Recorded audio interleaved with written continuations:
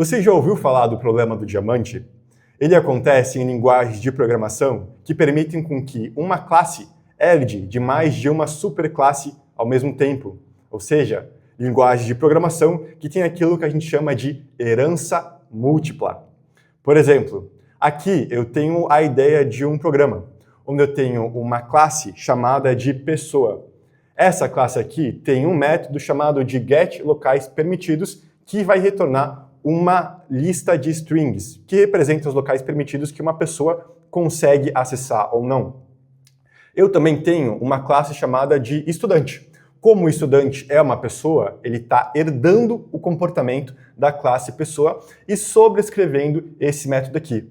Nesse caso, quando o estudante for executado, ele vai retornar a recepção como sendo o local permitido para ele conseguir acessar.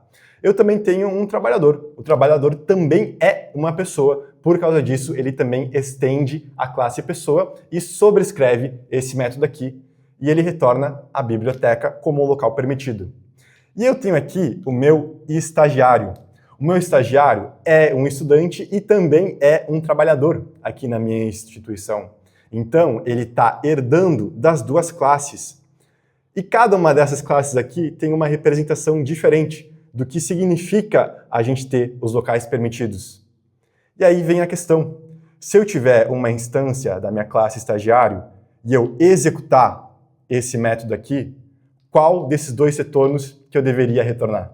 E é esse o problema do diamante. Quando a gente permite herança múltipla, a gente abre caminho para que algumas classes estendam dessa superclasse aqui de origem e cada uma delas dê uma definição diferente a algum comportamento, algum método, ou até trabalhe com valores diferentes dentro de algum atributo.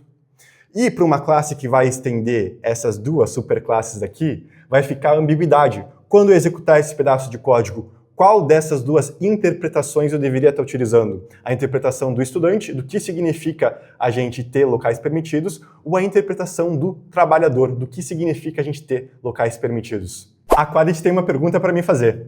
Ela quer saber por que a gente chama esse problema do diamante. Por um motivo bem simples.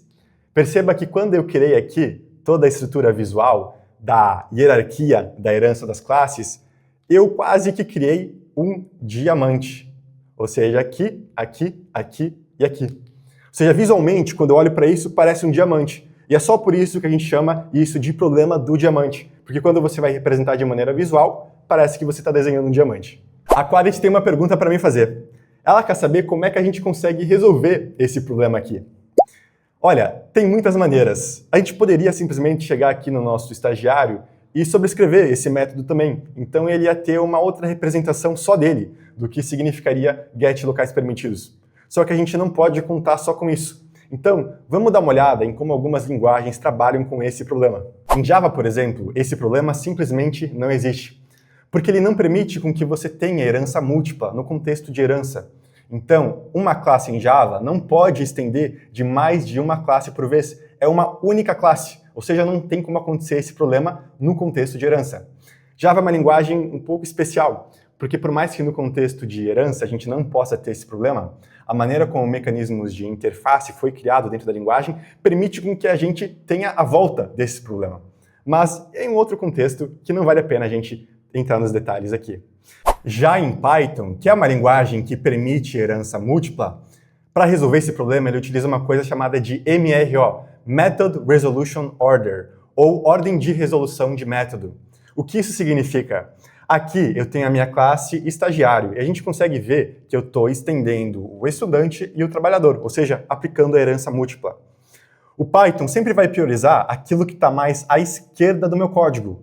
Então, se eu for tentar executar esse getLocalsPermitidos, como eu estou antes herdando do estudante e depois aqui do meu trabalhador, ele vai vir aqui na minha herança e priorizar a classe que está aqui à esquerda e vai achar a implementação desse método. Ou seja, no Python eu vou ter esse resultado aqui, a recepção, como sendo o resultado executado desse meu método aqui. Mas é importante a gente perceber uma coisa.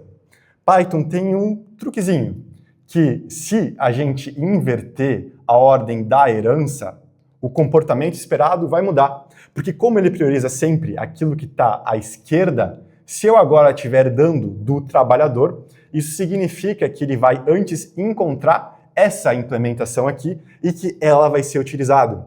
Então você tem que ter atenção quando você está trabalhando com herança múltipla, porque mesmo que a linguagem esteja permitindo você utilizar ela, isso não significa que você não tenha alguns pontos de atenção, como por exemplo a ordem da herança em Python.